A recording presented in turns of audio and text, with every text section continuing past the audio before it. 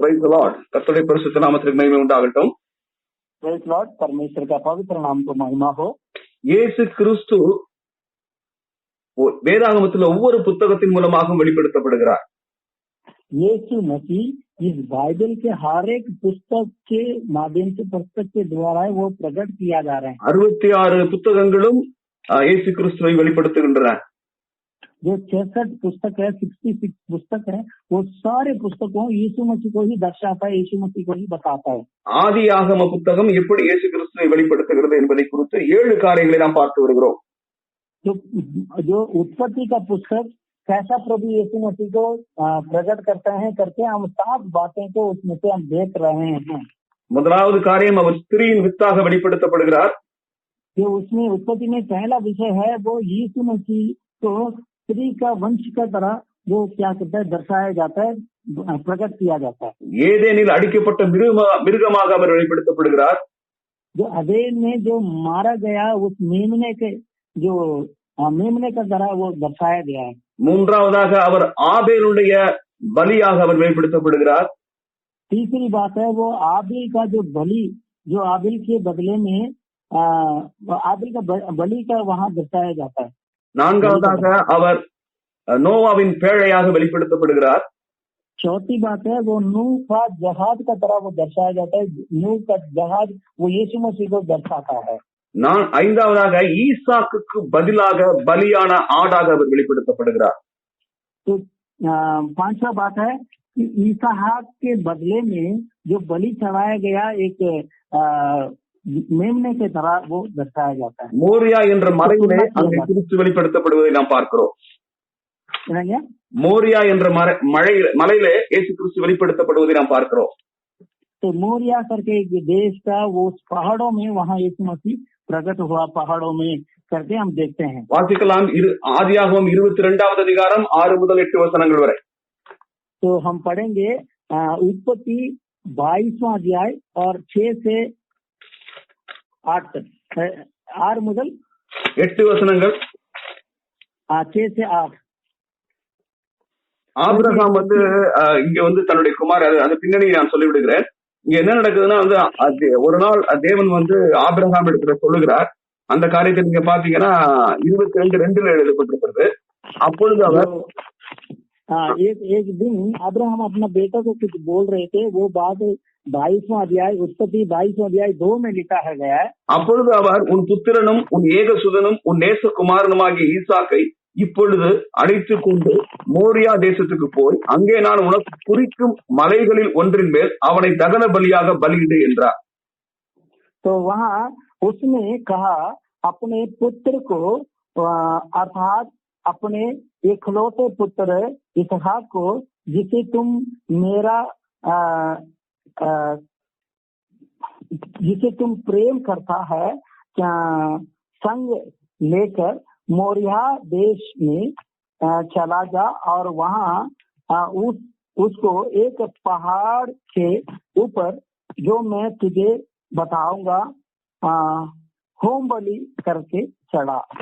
இங்கே பாத்தீங்கன்னா ஆபிரகாம் அந்த வார்த்தைக்கு கீழ்ப்படிந்து ஈசாக்கை கூட்டிக் கொண்டு விறகு கட்டைகளை எடுத்துக்கொண்டு ஒரு கழுதையின் மேலே ஏறி அவர்கள் 3 நாள் பிரயாணம் செய்கிறார்கள். तो यहाँ आप देखोगे तो अब्राहम उस बात को मानकर और इसहाक को भी लेकर एक गधे के ऊपर बहुत जो लकड़ों को भी 2 गधे के ऊपर 2 लकड़ों को भी लेकर वो वहाँ उस मोरिया देश में जा रहे हैं. 3 दिन सफर करके जा रहे हैं. इस बात को हम देख रहे हैं. அப்போ அங்க ஒரு இடத்துல அவர்கள் அந்த கழுதையை நிறுத்தி விட்டு வேலைக்காரரை விட்டுட்டு ஈசாக்கும் ஆபிரகாமும் மாத்திரம் அந்த மலைக்கு போகிறார்கள். तो मोरिया देश में जिस पहाड़ को परमेश्वर बताया था उस पहाड़ के पास जाकर वो अब्राहम ने अपना नौकरों को और वो गधे को भी वो पहाड़ के नीचे ही छोड़कर अब्राहम अपने बेटा के साथ वो लकड़ को उठा के वो आगे गया करके हम देखते हैं. இப்போ கட்டைகளை எடுத்து கொண்டு போறாரு. जो यहाँ लकड़ों को लेके जा रहे हैं அது ஈசாக்கு தான் சுமந்துட்டு போகிறாரு. उस लकड़ों को ईसाक ही उठा के लेके जा रहे हैं. அங்க தன்னுடைய கையிலே அவர் நெருப்பையும் கத்தியையும் எடுத்துட்டு போறாரு. यहाँ अब्राहम अपने हाथों में आग और चाकू को वो हाथ में लेके जा रहे हैं। அப்பொழுதுதான் ஈசாக்கு தன் தகப்பனாகிய ஆபிரகாமை நோக்கி 7வது வசனத்துல என் தகப்பனே என்றான். அதற்கு அவன் என் மகனே இதோ இருக்கிறேன் என்றான். அப்பொழுது அவன் இதோ நெருப்பும் கட்டையும் இருக்கிறது, தகனபலிக்கு ஆட்டுக்குட்டி எங்கே என்றான். इसहाक ने अपने पिता 22 का 7वां वचन में इसहाक ने अपना पिता अब्राहम से कहा, हे मेरे पिता। उसने कहा, हे मेरे पुत्र, क्या पता है? उसने कहा, देख आग और लकड़ी तो है, पर होम बलि के लिए भेड़ कहाँ है करके उन्होंने पूछा। இது இது ரொம்பவும் ஒரு கடினமான ஒரு கேள்வி கேட்டுட்டான் அந்த சின்ன பையன். तो ये बहुत एक कठिन सवाल पूछ लिया वो उनका बेटा ने। எல்லா கேள்விகளுக்கும் நம்ம பதில் சொல்ல முடியாது. सारे सवालों को उत्तर दे नहीं सकते हम। இங்க இந்த கேள்விக்கு ஆபிரகாம் என்ன பதில் சொல்லுவார்? इस सवाल को अब्राहम क्या उत्तर दे सकते हैं? நீதான்ப்பா அந்த பலின்னு சொல்லவே முடியாது. तू ही है वो बलि करके वो बोल नहीं सकते हैं। ஆனால் ஆபிரகாமுக்கு தெரியும் ஒரு காரியம். मगर अब्राहम को एक बात पता है, நான் ஈசாக்கை பலியாக செலுத்த போகிறேன், मैं इसहाक को बलि चढ़ाने वाला हूँ, ஆனாலும் தேவன் அவனை மறுபடியும் உயிரோடு கொண்டு வருவார். फिर भी परमेश्वर उनको दोबारा जिलाएगा। Hallelujah, hallelujah. ஏன் தெரியுமா இந்த விசுவாசம் இருந்துச்சு அவருக்கு? क्यों ये विश्वास उनके अंदर थे? ஏனென்றால் உன் சந்ததிக்குள் பூமியின் எல்லா வம்சங்களையும் நான் ஆசீர்வதிப்பேன் என்று கர்த்தர் சொல்லியிருக்கிறார். क्योंकि तेरे जो वंश के अंदर मैं पृथ्वी के सारे लोगों को मैं आशीष करूंगा करके परमेश्वर ने पहले ஆகாரை வெளியே போன்னு சொல்லிட்டாரு. அதுக்கு முந்தின அதிகாரத்திலே அவர்களை அனுப்பி விடுறாங்க. तो उसके पहले अध्याय में ही आहार आगे और इस्माइल को दोनों को वो घर से बाहर निकाल दिया। ஆனா இங்க இருக்கிறது இப்ப வெறும் ஒரே பிள்ளை ஒரே சந்ததி ஈசாக்கு மட்டும்தான் இருக்கிறான். मगर अब इनके पास एक ही बेटा है, एक ही संतान है इनके पास। இப்போ ஒரே ஏக சுதனை பலியா கொடுத்துட்டா தேவன் எப்படி வாக்குத்தத்தத்தை நிறைவேற்ற முடியும்? तो अभी इनके पास सिर्फ एकलौता बेटा है। अगर उस एकलौता बेटा को भी वो बलि चढ़ा देंगे तो कैसा परमेश्वर अपना वादा को पूरा कर सकते हैं? அப்பொழுது அந்த வாக்குத்தத்தம் நிறைவேற வேண்டும் என்றால் தேவன் மறுபடியும் என் குமாரனை உயிரோடு எழுப்புவார். अगर ये वादा पूरा होना है तो परमेश्वर जरूर मेरा बेटा को दोबारा जिलाएगा। நீங்க அதுக்கான இன்னொரு குறிப்பை நான் தருகிறேன். उसका एक और बात भी मैं बताता हूँ। அங்கே தேவன் சொன்னாரு, உன்னுடைய பெயர் ஆபிரகாம், இனிமே உன்னுடைய பெயர் ஆபிரகாம் என்று சொன்னார். तो अब्राहम वहाँ परमेश्वर उनका नाम बदला है। वहाँ परमेश्वर अब्राहम अब से आपका नाम आबिरगाम होगा। நிறைய अनेक ஜாதிகளுக்கு தகப்பன். तो बहुत सारे जातियों का पिता है। अनेक ஜாதிகளுக்கு தகப்பனாக மாற வேண்டும் என்றால் இந்த ஈசாக்கு உயிரோடு எழும்பித்தான் ஆக வேண்டும். तो बहुत सारे जातियों का मूल पिता होना है तो यहाँ इसहाक जी उठना बहुत जरूरी है। 22:5 வசனத்தை பாருங்க. 22 का 5वां वचन को அப்பொழுது ஆபிரகாம் தன் வேலைக்காரரை நோக்கி तो और उसने अपने सेवक से कहा, சில வேலைக்காரர்களையும் அவங்க கூட்டிட்டு போறாங்க. कुछ नौकर को भी सेवक கழுதையும் ஒரு இடத்துல அவங்க நிறுத்திடுறாங்க. वो सेवक लोगों को और गधेयों को एक जगह में वो खड़ा कर दिया। ஆபிரகாம் சொல்லுகிறார், நீங்க கழுதையை நிறுத்தி இங்கே காத்திருங்கள்। तो अब्राहम ने कहा कि आप लोग इस गधे के साथ यहीं खड़े रहो। நானும் பிள்ளையாண்டானும் मैं और मेरा बेटा அவ்விடம் மட்டும் போய் தொழுது கொண்டு உங்களிடத்திற்கு திரும்பி வருவோம் என்றான்। तो यह लड़का और मैं वहां तक जाकर और दंडवत करके फिर तुम्हारे पास लौट आएंगे करके कहा। Hallelujah, hallelujah. திரும்ப நாங்க 2 பேரும் நானும் பிள்ளையாண்டானும் போய் அங்கே பிள்ளையாண்டானை பலி கொடுத்து விட்டு நான் மட்டும் திரும்பி வருவேன் அவர் சொல்ல, நாங்க 2 பேரும் போய் தேவனை தொழுது கொண்டு திரும்ப வருவோம்। तो वहाँ अब्राहम ऐसा नहीं कहा कि मैं और मेरा बेटा दोनों जाकर मेरे बेटा को मैं बलि चढ़ा के फिर मैं सिर्फ लौट के आऊंगा करके नहीं बोला। मैं और मेरा बेटा दोनों जाएंगे वहां परमेश्वर को दंडवत करके हम लौट आएंगे करके उन्होंने कहा। ஆனால் பலி செலுத்தினாலும் அங்கே இன்னொரு விசுவாசம் அவருக்குள்ளார இருந்துச்சு. தேவன் ஒரு பலியை எனக்காக ஆயத்தப்படுத்தி வைத்திருக்கார் என்ற அந்த விசுவாசமும் அவருக்குள்ளார இருந்துச்சு. तो एक और विश्वास भी उनके मन में था कि वो बलि चढ़ाने वाला जगह में एक और बलि भी उनके लिए तैयार करके रखा है। அந்த பதிலைத்தான் நீங்க மகனிடத்திலே சொல்லுங்க करके वो उनको विश्वास था। वही उत्तर को यहाँ இங்க சொல்றாங்க. அதற்கு 8வது வசனம், அதற்கு ஆபிரகாம், என் மகனே, தேவன் தமக்காக தகன பலிக்கான ஆட்டுக்குட்டியை பார்த்து கொள்வார் என்றார். वो उसके अंदर मन में ऐसा एक विश्वास था, इसीलिए अब्राहम ने अपना बेटा को 8वां वचन में 22:8 में बोल रहे हैं, अब्राहम ने कहा, हे मेरे पुत्र, परमेश्वर होम बलि के लिए भेड़ का उपाय आप ही करेगा। हालेलुया। वे दोनों मतलब वो अपने आप देख लेगा करके उन्होंने अपना बेटा को भी वही बात बोला। கடைசியில் சம்பவித்தது என்ன? तो वहाँ क्या संभव हुआ? அந்த இடத்துல தேவனே ஒரு பலியை வச்சிருந்திருக்காரு. तो वहाँ उसी इलाका में, उसी एरिया में ஆபிரகாம் தன்னுடைய குமாரனை பலி வைத்து வெட்ட போன போது ஒரு தேவதூதன் வந்து வெட்டாதே என்று சொல்லுகின்றார். तो अब्राहम जब उस वेदी को बनाकर उसके ऊपर अपना बेटा को लेटा के जब बलि चढ़ाने के लिए अपना चाकू उठाया, तब एक स्वर्गदूत आकर कहा, तुम्हारा बेटा के ऊपर कुछ हानि ना पहुंचा। 13வது வசனத்திலே பார்த்தீர்களானால் ஆபிரகாம் தன் கண்களை ஏறெடுத்து பார்க்கும்போது இதோ பின்னாக புதரிலே தன் கொம்புகள் சிக்கிக் கொண்டிருந்த ஒரு ஆட்டுக்கடாவை கண்டான். அப்பொழுது ஆபிரகாம் போய் கடாவை பிடித்து அதை தன் குமாரனுக்கு பதிலாக தகன பலியிட்டான். तो तब अब्राहम ने आंखें उठाई और क्या देखा है कि उसे पीछे एक मेढ़ा अपने सिंग से एक जाड़ी में फंसा हुआ है। अतः अब्राहम ने जाके उस मेढ़े को लिया और अपने पुत्र के स्थान पर उसे होम बलि करके चढ़ाया। तो அங்க அந்த இடத்துல போய் ஆபிரகாம் தான் ஒரு பலிபீடத்தை கட்டுறாரு. उस जगह में अब्राहम ही एक होम बलि चढ़ाने वाला एक उसको बना रहे हैं, वेदी को बना रहे हैं। ஆனா அந்த சமயத்திலே அவர் இந்த ஆட்டை பார்க்கவில்லை. मगर जब वो क्या बोलते हैं, वो जो वेदी उसको बलि चढ़ाने के लिए अपना बेटा को चढ़ाने के लिए जो बना रहे थे, लकड़ सब सेटिंग कर रहे थे, तब उस मेमने उनका आंखों में दिखाई नहीं दिया। ஏற்கனவே தேவன் அந்த இடத்திலே ஒரு பலியை ஆயத்தப்படுத்தி வைத்திருந்தார். तो जब उन लोग वहाँ पहुँचने से पहले ही वहाँ एक बलि को परमेश्वर वहाँ तैयार करके रखे थे। அதை காணும்படி அவனுடைய கண்களை திறந்தார்.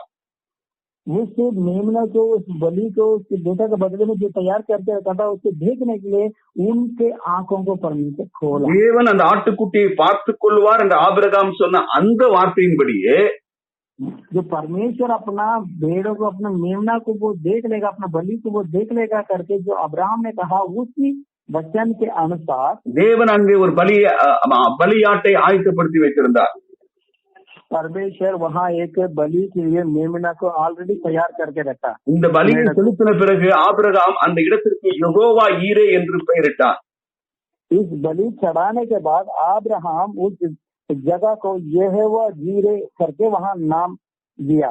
14வது வசனத்துல பாத்தீங்கன்னா, அதனாலே கர்த்தருடைய பர்வதத்தை பார்த்து கொள்ளப்படும் என்று இந்நாள் வரைக்கும் சொல்லப்பட்டு வருகிறது.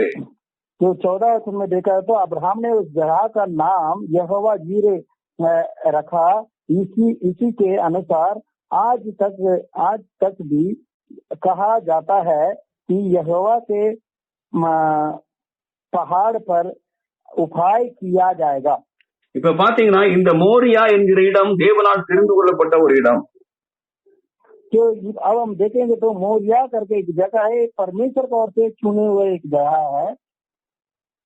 இந்த இடத்திலே தான் ஆபிரகாம் முதலிலே இங்க இந்த ஆட்டுக்குட்டியை பலி கொடுக்கிறார்.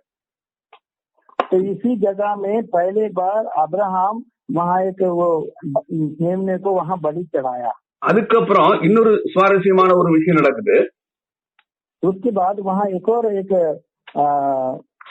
विषय से काम हो रहा है वहाँ। 1 நாளாகமம் पहला इतिहास 21வது வசனம், 21वां अध्याय, அதுல பாத்தீங்கன்னா 22 நான் வாசிக்கிறேன் இப்பொழுது. पहला इतिहास 21 अध्याय, 21 हाँ 22 வாசிக்கிறேன். அங்க பாத்தீங்கன்னா 22 से पढ़ रहे हैं। என்ன நடக்குதுன்னா, தாவீதின் நாட்களிலே தாவீது செஞ்ச ஒரு குற்றத்தினால ஒரு கொள்ளை நோய் அந்த தேசத்தை தாக்குகிறது. என்னங்க? தாவீது செய்த ஒரு தவறினாலே கொள்ளை நோய் அந்த தேசத்தை தாக்குகிறது. तब दाऊद ने दाऊद का गलती के वजह से एक महामारी उस देश में आ गया. ஓகே ஓகே ஓகே, கிளியரா புரிஞ்சு. அந்த நேரத்திலே தாவீது வந்து ஒரு பலியை செலுத்த போகிறார் அந்த அந்த கொள்ளை நோயை நிறுத்துவதற்காக. तो उस महामारी रोकने के लिए उस समय में दाऊद वहाँ एक बलि चढ़ाने वाले थे. அவர் தெரிந்து கொண்ட இடம் என்னவென்றால் எபூசியனாகிய ஓர்னானின் களம். அது तो वो है, वो जो अभी चुने हुए एक जगह क्या है कि इबूसियों का एक जगह है वो. ஆனால் அந்த இடத்துல போய் தாவீது, அது வந்து அந்த நாட்கள் அது எருசலேம் தான் அது. ஆனா அப்பொழுது வந்து தாவீது நாட்கள்ல வந்து அது வந்து இப்போ எபூசியருடைய கையில இருக்குது. அது அவங்களுக்கு சொந்தமான இடமா இருக்கிறது. எபூசியர் இடம் जो वो इजरायलियों का जगह है, मगर उन दिनों में वो यहूदियों का हाथों में थे. அது வந்து ஓர்னான் என்கிறதான ஒரு மனிதனுக்கு சொந்தமான இடமா இருக்கிறது. वो है ओरभान करके एक व्यक्ति था, उसका जगह था वो. எபூசியன் ஆகிய ஓர்னான் என்று எழுதப்பட்டிருக்கிறது. जो यबूसी है, जो ओरना करके वहां लिखा है. அங்கே போய் பலி செலுத்துவதற்கு முன்னதாக தாவீது ஒரு காரியத்தை செய்றாரு. वहाँ बलि चढ़ाने से पहले वहाँ दाऊद एक कार्य करते हैं. वहाँ 22 அப்பொழுது தாவீது ஓர்னானை நோக்கி, இந்த களத்தின் நிலத்திலே நான் கர்த்தருக்கு ஒரு பலிபீடத்தை கட்டும்படி அதை எனக்கு கொடு, வாதை ஜனத்தை விட்டு நிறுத்தப்பட அதை பெரும் விலைக்கு கொடு என்றான். ஓர்னான் தாவீது நோக்கி, ராஜாவாகிய என் ஆண்டவன் அதை வாங்கி கொண்டு தம்முடைய பார்வைக்கு நலமானபடி செய்வாராக. இதோ சர்வாங்க தகனங்களுக்கு மாடுகளும், விறகுக்கு போரடிக்கிற உருளைகளும், போஜன பலிக்கு கோதுமையும் ஆகிய யாவையும் கொடுக்கிறேன் என்றான். அதற்கு தாவீது ராஜா ஓர்னானை நோக்கி, அப்படியல்ல, நான் உன்னிடையே இலவசமாய் வாங்கி கர்த்தருக்கு சர்வாங்க தகன பலியாக தகனத்தை பலியிடாமல் அதை பெரும் விலைக்கு வாங்குவேன் என்று சொல்லி தாவீது அந்த நிலத்திற்கு 600 சேக்கல் நிறை பொன்னை ஓர்னானுக்கு கொடுத்து அங்கே கர்த்தருக்கு ஒரு பலிபீடத்தை கட்டி சர்வாங்க தகன பலிகளையும் சமாதான பலிகளையும் செலுத்தி கர்த்தரை நோக்கி விண்ணப்பம் பண்ணினார். 26 வரைக்கும் அது சொல்லிடுங்க. அந்த விஷயத்தை அப்படியே நீங்க வாசிக்கலாம் கூட சொல்லிடுங்க விஷயம். जो 22 से 26 तक है, वहाँ बोल रहे हैं कि ओरबान से उन्होंने बोला कि एक इस जमीन को आप दे दो और ज्यादा पैसा में इस जगह को दे दो कि इस जो मेरा वजह से जो आया इस महामारी को रोकने के लिए मैं एक बलि चढ़ाना हूँ, होम बलि नील बलि वहाँ चढ़ाना है और इसलिए एक जगह दे दो करके ओरबान से बोला. ओरबान ने बोला और मैं और लकड़ भी और बलि के लिए जो बछड़ा जो भी है, गाय जो भी चाहिए वो भी, और सब कुछ मैं दे दूंगा, जगह भी दे दूंगा करके फ्री में वो ऐसा बोला. तब दाऊद ने बोला, मैं परमेश्वर के लिए फ्री में मुफ्त में कुछ नहीं करना चाहता हूँ, मैं ज्यादा पैसा मोल दे के मैं लेना चाहता हूँ करके वो दाऊद बोलकर और 600 मतलब क्या बोलते हैं थोड़े, तो 25वां वचन में लिखा है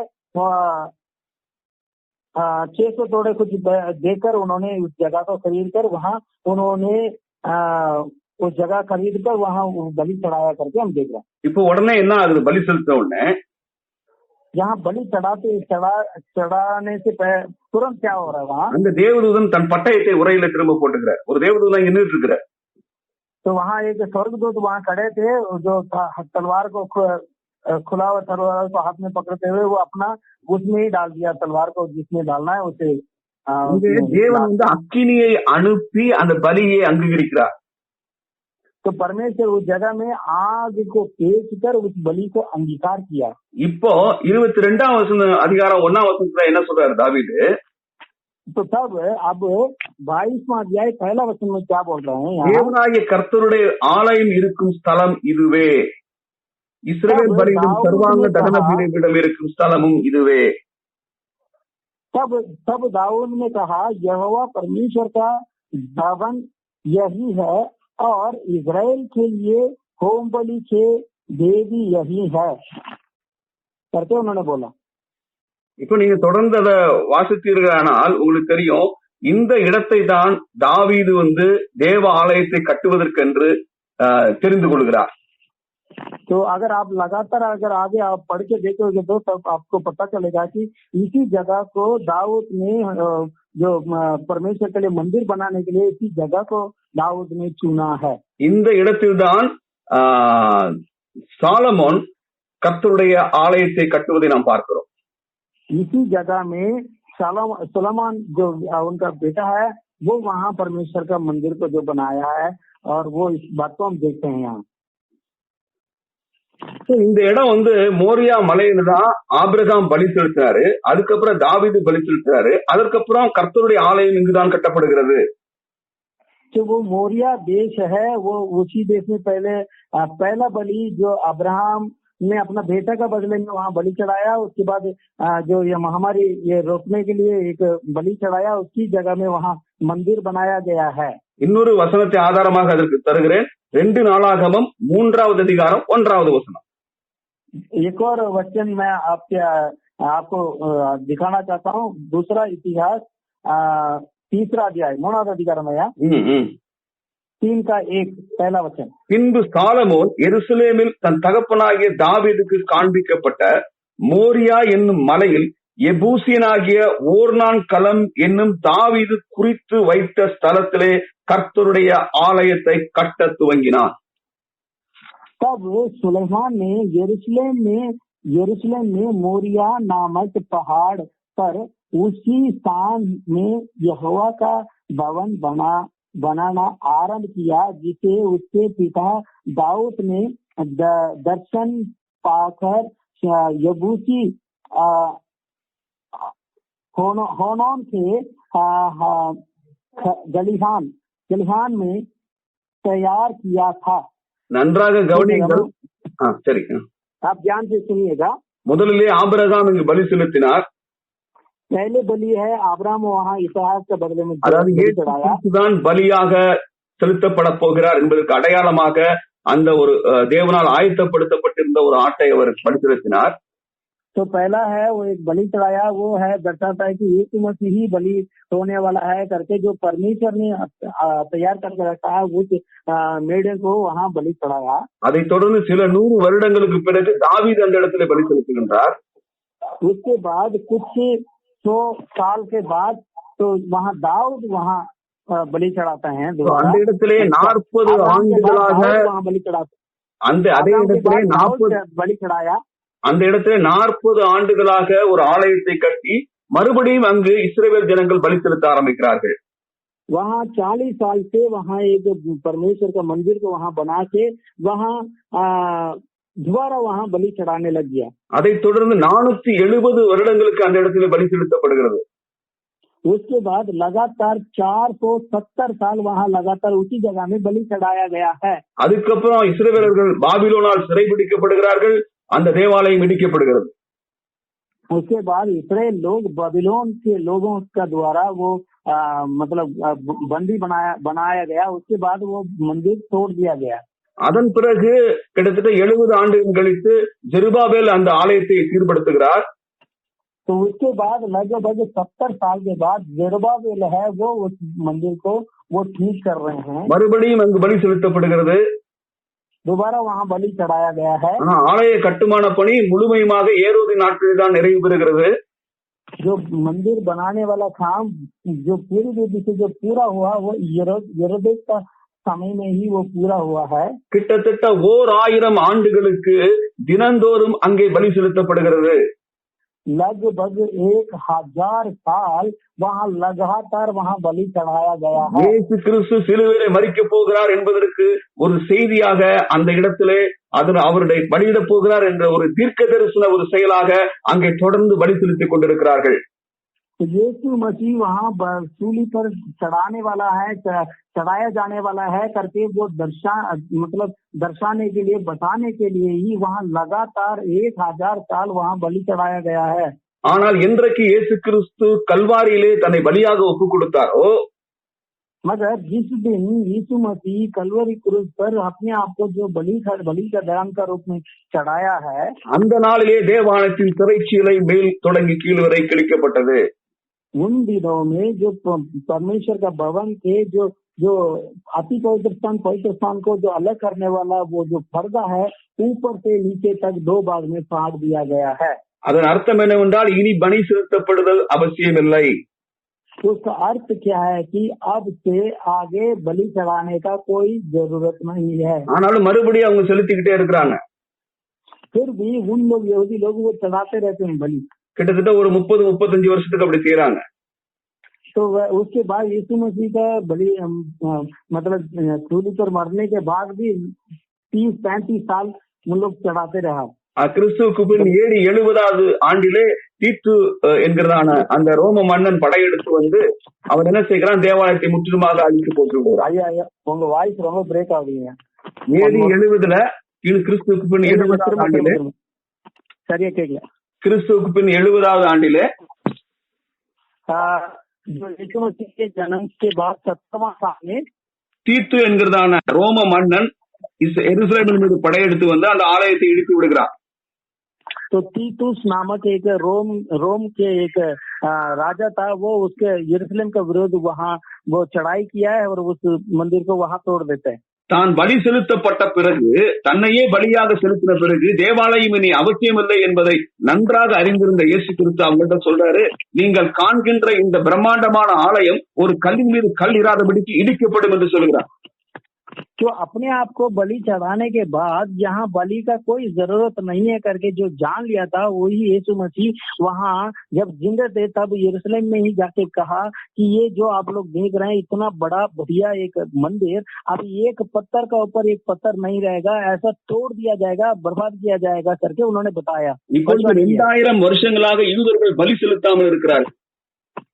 अब 2000 साल से जब वो तोड़ दिया गया है, यीशु मसीह का मृत्यु के बाद 70वां साल में जो तोड़ दिया गया है, उसके बाद लगभग 2000 साल से अभी यहूदी लोग बलि नहीं चढ़ा रहे हैं। ஆனா இயேசு கிறிஸ்துவை செலுத்தப்பட்ட பலியாக அவர்கள் அங்கீகரிக்கவில்லை।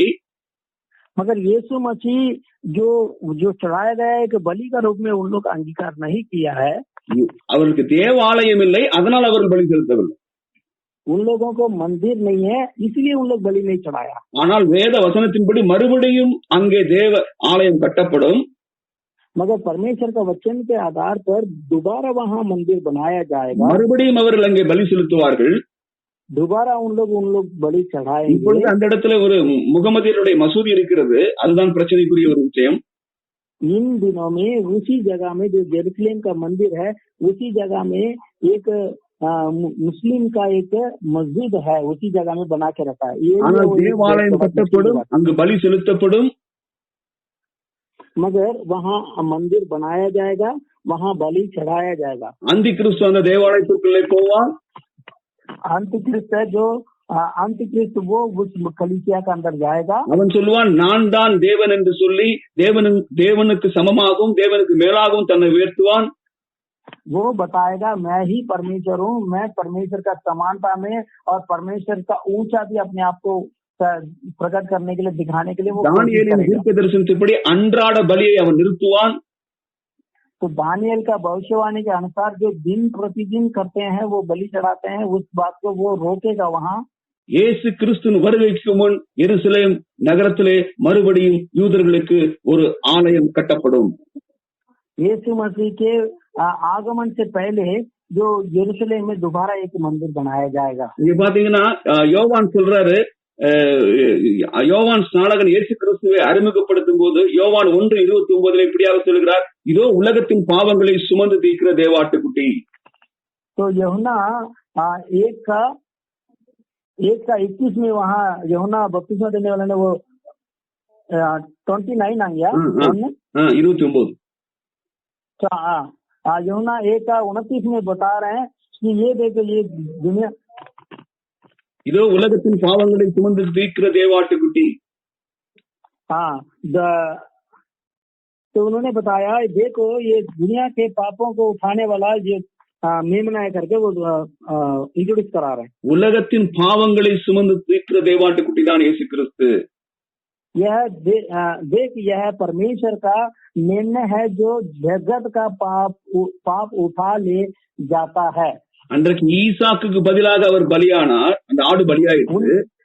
उन दिनों में ईसाक का बदले में वो मेमना जो यीशु मसीह को दर्शाता है वो बलि हुआ. அந்த ஈசாக்கு முழு மனித சமுதாயத்துக்கு அடையாளமா இருக்கிறார். तो वो ईसाक आज इंसानों का एक रूप में है. அந்த பலியான அந்த ஆடு இந்த நமக்காக பலியான இயேசு கிறிஸ்துவுக்கு அடையாளமா இருக்கிறது. वो जो उन दिनों में बलि हुआ उस मेमना आज हमारे लिए जो बलि हुआ उस यीशु मसीह को दर्शाता है. எனக்காகவும் உங்களுக்காகவும் இயேசு கிறிஸ்து 2000 வருடங்களுக்கு முன்னதாக பலியானார். मेरे लिए और तुम्हारे लिए यीशु मसीह 2000 साल पहले वो बलि हुआ है. 1 யோவான் 2:2 இப்படியாக எழுதப்பட்டிருக்கிறது, நம்முடைய பாவங்களை மாத்திரமல்ல சர்வலோகத்தின் பாவங்களையும் சுமந்து தீர்க்கிற கிருபாதார பலி அவரே. तो पहला यूहन्ना 1:2 में बताया गया है. 2:2 में तो पहला यूहन्ना 2:2 में ऐसा बताया गया है. और वही हमारे पापों का प्रायश्चित है और केवल हमारे ही नहीं वरन सारे जगत के पापों का भी है. இன்னொரு விஷயம், அவர் மலையிலேதான் பலியிட வேண்டும் என்பதை குறித்தும் ஏசியா தீர்க்க தரிசனமாக அறிவித்திருக்கிறார். एक और बात है, यशायाह नबी ने भविष्यद्वक्ता ने बोला वो पहाड़ में ही बलि चढ़ाया जाएगा करके वहाँ बताया गया है. ஏசாயா 25வது அதிகாரத்துல यशायाह 25वां अध्याय है, 6-7 வசனங்கள். यशायाह 25 का 6-7 வசனங்களை வாசிக்கிறேன். 6-7 वचन. சேனைகளின் கர்த்தர் இந்த மலையிலே சகல ஜனங்களுக்கும் ஒரு விருந்தை ஆயத்தப்படுத்துவார். அது கொழுமையான பதார்த்தங்களும் பழமையான திராட்சரசமும் ஊனும் இனமும் உள்ள பதார்த்தங்களும் தெளிந்த பழமையான திராட்சை ரசமும் நிறைந்த விருந்தாயிருக்கும். சகல ஜாதிகள் மேலும் உள்ள முக்காட்டையும் சகல ஜாதிகளையும் மூடி இருக்கிற மூடலையும் இந்த மலையிலே அகற்றி விடுவார். सेनाओं का यहोवा इसी पर्वत पर सब देशों के लोगों के लिए ऐसा बोझ तैयार करेगा जिससे भांति का सीखना भोजन और निथर हुआ दाखमधु होगा और उत्तम से उत्तम चिकना भोजन और बहुत ही निधरा हुआ दाग मधु होगा. और जो पर्व सब देशों के लोगों पर पड़ा है, जो घूठक सब जातियों पर लटका हुआ है, उसे वह इसी पर्वत पर नष्ट करेगा. ஹல்லேலூயா. हालेलुया. இங்கே இயேசு கிறிஸ்து தன் சரீரத்தை பலியாக செலுத்துவதையும் அவருடைய ரத்தம் சிந்தப்படுவதையும் இந்த 6வது வசனத்திலே சொல்லுகின்றார். तो ये यीशु मसीह का जो अपना बलि के बारे में अपना लघु बहाया जाएगा उसके बारे में होता है, चेतावनी में होता है. அதனால என்ன ஆகும், उसके द्वारा क्या होगा, ஜனங்கள் மேல இருக்கிறதான ஒரு மூடல் இல்லை என்றால் அது மேலே இருக்கிறதான ஒரு முக்காடு நீக்கப்படும் என்று சொல்கிறார். जो लोगों का ऊपर जो रहते हैं जो जो जो घूंघट है वो हटा दिया जाएगा करके தேவனுக்கும் மனிதனுக்கும் இடையிலே நின்று கொண்டிருந்தது பாவம். जो परमेश्वर और इंसान के बीच में जो खड़ा है वो पाप है. அங்க இயேசு கிறிஸ்து என்றைக்கு பலியானாரோ அந்த நாளிலே அந்த சுவர் நீக்கப்பட்டது. जिस दिन यीशु मसीह बलि हुआ है उन दिनों में वो घूंघट वो हटा दिया गया है. அதற்கு அடையாளமாகத்தான் தேவாலயத்தின் திரைச்சிலை தேவன் கிழிக்கின்றார்.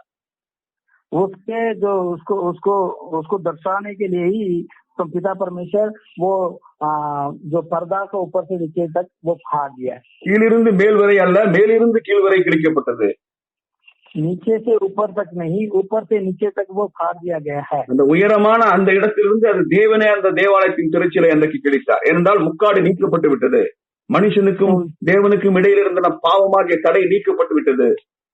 तो इतना ऊंचे ऊंचे जो वो है पर्दा है वो ऊपर से नीचे है, केवल परमेश्वर ही तो वहां से नीचे तक वो फाड़ा है, क्योंकि लोगों का जो घूंघट है वो है उसको हटा दिया गया है। तो ஏசாயாவின் இந்த தீர்க்க தரிசனத்தின்படி இயேசு கிறிஸ்து ஒரு மலையிலே பலியாக செலுத்தப்பட்டார்.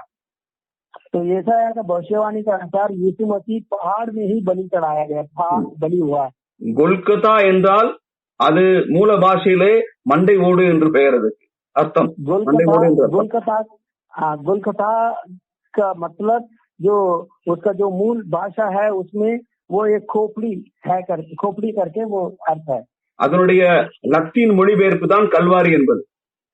उसका लतीन का जो ट्रांसलेशन है वो उसका खलवरी करके बोलते हैं। तो கொல்கத்தா என்பதும் கல்வாரி என்பதும் ஒரே இடத்தை தான் குறிக்கிறது। जो गोलकता खलवरी ये दोनों एक ही शब्द को एक ही जगह को ही दर्शाता है। கடைசியாக இன்னொரு காரியத்தை பார்க்கலாம்। तो आखिरी में एक और विषय को भी हम देखेंगे। கிறிஸ்து என்னும் ஒரே பலி ஒரே ஒரு முறைதான் செலுத்தப்பட்டது சரித்திரத்திலே। तो यीशु मसीह जो मसीहा करके एक ही बलि एक ही बार चढ़ाया गया है। மனிதனுடைய பாவ நிவர்த்திக்கென்று ஒரே ஒரு பலிதான் செலுத்தப்பட வேண்டும், ஒரே ஒரு முறைதான் செலுத்தப்பட வேண்டும்।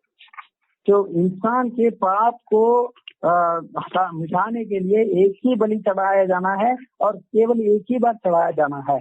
அதை குறித்து சில விளக்கத்தை தர விரும்புகின்றேன்। उसके बारे में थोड़ा मैं आप लोगों को समझाना चाहता हूं। எபிரேயர் 9வது அதிகாரம் 11-12 வசனங்கள்। इब्रानियों 9 का 11 और 12 आए। கிறிஸ்துவானவர் வரப்போகிற நன்மைகளுக்குரிய பிரதான ஆசாரியராய் வெளிப்பட்டு கையினால் செய்யப்பட்டதாகி இந்த சிருஷ்டி சம்பந்தமான கூடாரத்தின் வழியாக அல்ல, பெரிதும் உத்தமமான கூடாரத்தின் வழியாகவும் வெள்ளாட்டுக்கடா இளங்காலை இவைகளுடைய ரத்தத்தினால் அல்ல, தம்முடைய சொந்த ரத்தத்தினாலும் ஒரே தரம் மகா பரிசுத்த ஸ்தலத்திலே பிரவேசித்து நித்திய மீட்பை உண்டு பண்ணினார்। परंतु सब मसीहा होने वाले ऊंची ऊंची वस्तुओं का महायाजक होकर आया तो उसने और भी बड़े और सिद्ध तंबू से होकर जो हाथ का बनाया हुआ नहीं, अर्थात इस सृष्टि का नहीं, और बकरों और बछड़ों के लहू के द्वारा नहीं, पर अपने ही लहू के द्वारा एक ही बार पवित्र स्थान में प्रवेश किया और अनंत छुटकारा प्राप्त किया। இங்கே பழைய ஏற்பாட்டிலே பிரதான ஆசாரியர்கள் ஒவ்வொரு வருடமும் இந்த பலியை செலுத்தி அதனுடைய ரத்தத்தை எடுத்துக்கொண்டு மகா பரிசுத்தத்திற்கே போக வேண்டும்। तो यहाँ पुराने नियम के जो मिलाप वाले तंबू में जो महायाजक है वो हर साल में वो बलि चढ़ा के उस लहू को लेके वो अति पवित्र स्थान में लेके जाना चाहिए। तो 1000 வருடமாக அவங்க அதை செஞ்சுட்டு இருக்காங்க। கிட்டத்தட்ட 1000 முறை அவர்கள் இந்த மகா பரிசுத்தத்துக்கு போயிருக்காங்கன்னு அர்த்தம்। तो उन लोग हजार साल से ऐसा किया है, इसका मतलब लगभग 1000 बार वो अति पवित्र स्थान के अंदर वो मेमना को बलि चढ़ा के उस लहू को लेके தன்னுடைய சொந்த ரத்தத்தை எடுத்துக்கொண்டு, ஆடுகளின் ரத்தத்தை அல்ல, தன்னுடைய சொந்த ரத்தத்தை எடுத்துக்கொண்டு, अब यीशु मसीह जो मेमने के बेड़ों का या बछड़ों का लघु को लेके नहीं, अपने खुद का लघु को लेके பூமியில் உள்ள மகா பரிசுத்தலத்திற்குள்ளே அல்ல, பரலோகத்தில் உள்ள மகா பரிசுத்தலத்திற்குள்ளே நமக்காக பிரவேசித்தார்। तो पृथ्वी के अति पवित्र स्थान में नहीं, जो स्वर्ग में है, जिस स्वर्ग का उस अति पवित्र स्थान में अपने बदले में अपने लिए वो बलि चढ़ा के वो लघु அவர் நமக்கு என்ன எப்படிப்பட்ட ஒரு மீட்பை உண்டு பண்ணினார் என்று பார்த்தீர்கள்। 11வது வசனம் சொல்லுகிறது, நித்திய மீட்பை உண்டு பண்ணினார்। तो उन दिनों में परमेश्वर कैसा हमारे लिए जो मतलब आजादी को छुटकारा को किया है कि अनंत काल की जो छुटकारा को वो हमारे लिए किया है करके 11वां वचन बताता है। 9 का 11 28வது வசனத்துல என்ன எழுதப்பட்டிருக்கிறது? जो 28वां वचन में क्या लिखा है, கிறிஸ்துவும் அநேகருடைய பாவங்களை சுமந்து தீர்க்கும்படி ஒரே தரம் பலியிடப்பட்டு तो जैसे ही मसीह भी बहुतों के पापों को उठा लेने के लिए एक बार बलिदान हुआ, தமக்காக காத்து கொண்டிருக்கிறவர்களுக்கு ரட்சிப்பை அருளும்படி 2ஆம் தரம் பாவமில்லாமல் தரிசனமாவார். और जो लोग उसी के भाट जो जोते हैं, जो उनके उद्धार के लिए दूसरी बार बिना पाप उठाए दिखाई देगा। முதல்ல வந்த போதும் நமக்கு ரட்சிப்பை கொடுக்கும்படியாக வந்தார். पहली बार जब आया वो तब भी हमारे लिए उद्धार देने के लिए ही आया है। 2வது வரும்போது ரட்சிப்பை கொடுக்கும்படிதான் வருவாரு. दूसरा बार भी हमें उद्धार देने के लिए, छुटकारा देने के लिए आएगा। 2வது முறை அவர் வரும்போது நம்முடைய சரீர மீட்பாகிய ரட்சிப்பை நாம் பெற்றுக்கொள்வோம். दूसरी बार जब आएंगे तब हम अपना शरीर की जो आजादी है उस उद्धार को हम पाएंगे। அது நம்முடைய ரட்சிப்பு அப்பொழுதுதான் முழுமை பெறுகிறது. तो हमारे उद्धार तब ही वो भरपूर होता है, फुलफिल होता है। அவர் பிரதான தூதனுடைய எக்கால சத்தத்தோடு அவர் வெளிப்படும் போது वो जो महान जो स्वर्गदूत है उनका जो नरसिंगा के आवाजों के साथ जब वो प्रकट होगा, மரித்த பரிசுத்தவான்கள் மகிமையுள்ள சரீரத்திலே உயிரோடு எழும்புவார்கள். जो मरे हुए पवित्र लोग हैं महिमा के रूप में वे प्रकट होंगे। உயிரோடு இருக்கிற பரிசுத்தவான்களுடைய சரீரமும் மகிமையுள்ள சரீரமாக மாற்றப்படும். जो जितना भी जिंदा है, जो पवित्र लोग हैं, उन लोगों का शरीर भी एक महिमा के रूप में वो बदल जाएगा। அந்த மகிமையுள்ள சரீரத்தில் தான் நாம் கிறிஸ்துவை சந்திப்போம். उस महिमा के शरीर में ही हम प्रभु यीशु मसीह को हम मिलेंगे। அதைத்தான் இங்க சொல்லுகிறாரு, ரட்சிப்பை அருளும்படி அவர் வருவார் என்று சொல்லி. इसीलिए वो यहाँ बता रहे हैं कि उद्धार को देने के लिए वो आएगा दूसरी बार। இப்போ 10ஆம் அதிகாரம் 12வது வசனத்தை பாத்தீங்கன்னா, अब 10वां अध्याय 12वां वचन को देखेंगे। இவரோ பாவங்களுக்காக ஒரே பலியை செலுத்தி என்றென்றைக்கும் தேவனுடைய வலது பாரசத்தில் உட்கார்ந்து என்று எழுதப்பட்டிருக்கு. तो परंतु यह व्यक्ति तो पापों के बदले एक ही बलिदान सर्वदा के लिए चढ़ाकर परमेश्वर के दाहिने जहाँ बैठा। அங்கே வருடம் அவங்க பலி செலுத்தினாங்க, அவங்க எங்கேயும் உட்காரவே இல்லை. பழைய ஏற்பாட்டு ஆசாரியர்கள் பழைய ஏற்பாட்டு ஆசாரியர்கள் அந்த ஆசாரிப்பு கூடாரத்துக்குள்ளே மகா பரிசுத்தலத்துக்குள்ளே போய் உட்கார முடியாது. அங்கே ஒரு சிங்காசனம் இருந்தது, ஆனால் அவங்க உட்காரவே இல்லையா, அதுல போய் உட்கார முடியாது. मगर पुराना नियम के जो महायाजक है वो साल में एक बार वो अति पवित्र स्थान के अंदर जाते हैं, वहाँ एक सिंहासन भी थे, मगर उसमें उन लोग बैठ नहीं सकते थे। அங்க 11வது வசனத்தை பாத்தீங்கன்னா, ஒரே வித பலிகளை அநேக தரம் செலுத்துகிறவனாகவும் நிற்பான் என்று எழுதப்பட்டிருக்கு. तो मगर 11वां वचन में 10 का 11 में एक ही प्रकार के बलि को अनेक बार कई बार वो चढ़ाएगा करके वहाँ लिखा गया। அண்ட் அவன் நிற்க வேண்டும், அங்க मगर वहाँ खड़ा होना है। இங்க ஒரே பலியை செலுத்தி எல்லாம் முடிந்தது என்று அங்க இயேசு கிறிஸ்து சிலுவையிலே சொன்ன போது மனிதனுடைய பாவங்களுக்காக அந்த பலி செலுத்தப்படுதல் முடிந்தது என்று அர்த்தம். तो वहाँ सब कुछ पूरा हुआ करके यीशु मसीह ने सूली पर जब बोला, उसका अर्थ है जो इंसान के लिए जो बलि चढ़ाने वाला जो कार्य है वो सब कुछ पूरा हो चुका है, अब से बलि चढ़ाने की कोई जरूरत नहीं है करके अर्थ है। அவர் மரித்த பிறகு தன்னுடைய ரத்தத்தை எடுத்துக்கொண்டு பரலோகத்திற்குள்ளே போய் அங்கே பிதாவின் வலது பாரசத்திலே உட்கார்ந்தார். तो वो मरने के बाद अपना पवित्र लहू को लेके वो स्वर्ग की ओर जाकर वहाँ पिता के दाहिने हो बैठ गया। இன்னொரு விஷயத்தை சொல்றேன், एक और विषय को भी मैं बताना चाहता हूं। பழைய ஏற்பாட்டு பலியானது அந்த ஜனங்களை பூர்ணப்படுத்தவில்லை. तो पुराने नियम के जो बलि है उन लोगों को वो मतलब सिद्ध नहीं किया, पवित्र नहीं किया, पूरा नहीं। 10:1 எழுதப்பட்டிருக்கிறது, வருஷந்தோறும் இடைவிடாமல் செலுத்தப்பட்டு வருகிற ஒரே விதமான பலிகளினாலே அவைகளை செலுத்த வருகிறவர்களை ஒரு காலும் பூர்ணப்படுத்த மாட்டாது. तो 10 का 1 में बताया किन की व्यवस्था जिससे बलि आने वाले अच्छे वस्तुओं का प्रतिबिंब है, पर उनका असली स्वरूप नहीं। इसीलिए उन एक ही प्रकार के बलिदानों के द्वारा जो प्रति वर्ष उसका चढ़ाया जाते हैं, पास आने वालों को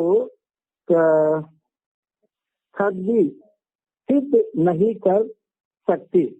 அவர்களை பூர்ணப்படுத்தவில்லை அந்த பலி.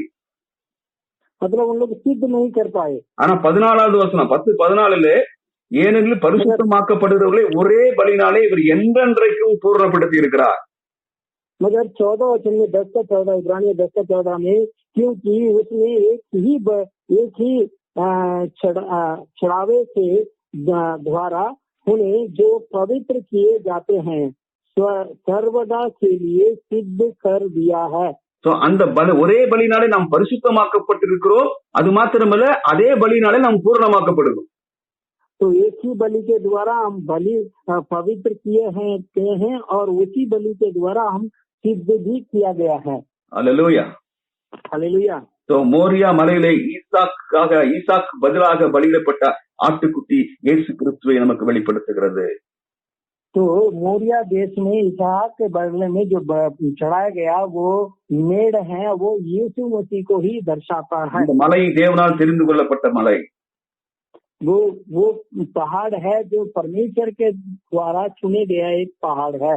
எருசலேம் அந்த இஸ்ரவேல் ஜனங்கள் மீது வந்திருந்த தண்டனை நீக்கப்படும்படியாக தாவீது அந்த இடத்துல பலி செலுத்தினார். तो वहाँ जो इजराइल लोगों का ऊपर आया हुआ इस महामारी को रोकने के लिए दाऊद वहाँ दूसरी बार वहाँ बलि चढ़ाया है। நம்மீது வரவிருந்ததான நியாய தீர்ப்பு ஆக்கினை தீர்ப்பை நீக்கும்படியாக இயேசு நமக்காக கல்வாரியிலே பலியானார். तो हमारे ऊपर आने वाला उस न्याय से हमें बचाने के लिए यीशु मसीह वो उस कलवरी उस पहाड़ में हमारे लिए बलि हुआ है। அந்த இடம்தான் தேவ ஆலயத்துக்கு என்று தெரிந்து கொள்ளப்பட்ட இடம். वो ही जगह है जो परमेश्वर का मंदिर के लिए जो चुने गए அந்த இடத்தில் தான் சாலமோன் தேவாலயத்தை கட்டினார். उसी जगह में ही सुलेमान जो राजा है वो पहला जो मंदिर को वहाँ बनाया है। இயேசு கிறிஸ்து சிலுவையிலே மரிக்க போகிறார், அவர் பலியிடப்பட போகிறார் மனிதனுடைய பாவங்களுக்காக என்பதற்கு அடையாளமாகத்தான் கிட்டத்தட்ட 1000 ஆண்டுகளாக அந்த இடத்திலே பலி செலுத்தப்பட்டது. तो लगभग 1000 साल से वहाँ बलि चढ़ाया गया कि वो इसलिए चढ़ाया गया, वो 1000 साल का बलि इसको दर्शाता है कि यीशु मसीह हमारे पापों के लिए वो बलिदान होने वाला है करके उसको दर्शाने के लिए ही 1000 साल वहाँ बलि चढ़ाया गया है। 1000 ஆண்டுகளுக்கு முன்னதாக ஒரு செய்தி வருகிறது இஸ்ரவேல் ஜனங்களுக்கு.